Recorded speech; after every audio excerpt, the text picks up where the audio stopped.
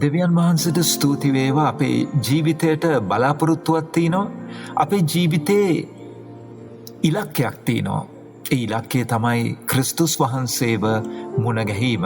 මගේ සහෝදරය සහෝදරිය, විවිධ අමාරුකම්, ප්‍රශ්න, වේදනාවල් හරහා මේ පොළවේ ගාවිනාවල් හරහා අපි හැමෝම යන්න තියෙනවා. මේ දේවල් වලදී දේව වචනේ දෙන බලාපොරොත්තුව මොකක්ද අපිට?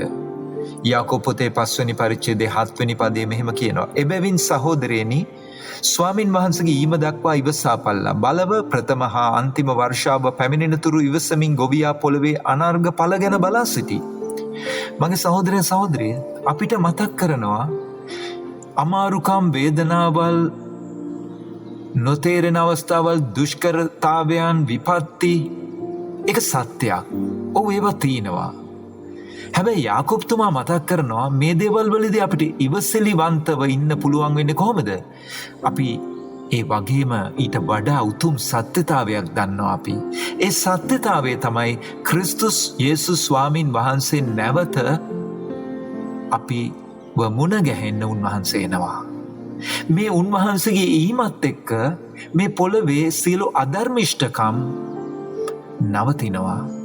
මේ අධර්මිෂ්ඨකම් වල කෙලවර තමයි යේසුස් ක්‍රිස්තුස් වහන්සේගේ පැමිණීමත් එක්ක සිද්ධ වෙන්නේ. මගේ සහෝදරය සහෝදරිය, ඔබයි මමයි මේ අවස්ථාවට කොයි වගේ සූදානම්ද?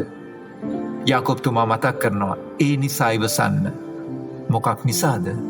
අමාරුකම්, වේදනාවල් ජීවිතේ තියෙනවා. ඒක සත්‍යයක්.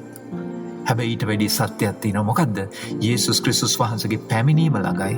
ඒ පැමිණීමත් එක්ක මේ වේදනාවල්, මේ ගාවිනාවල් සියල්ල කෙලවර වෙනවා. ඉතින් ඒ නිසා අපිට මතක් කරනවා ඉවසිලිවන්තව ඉන්න, ඉවසිලිවන්තව මේ දේවල් වලට මුහුණ දෙන්න.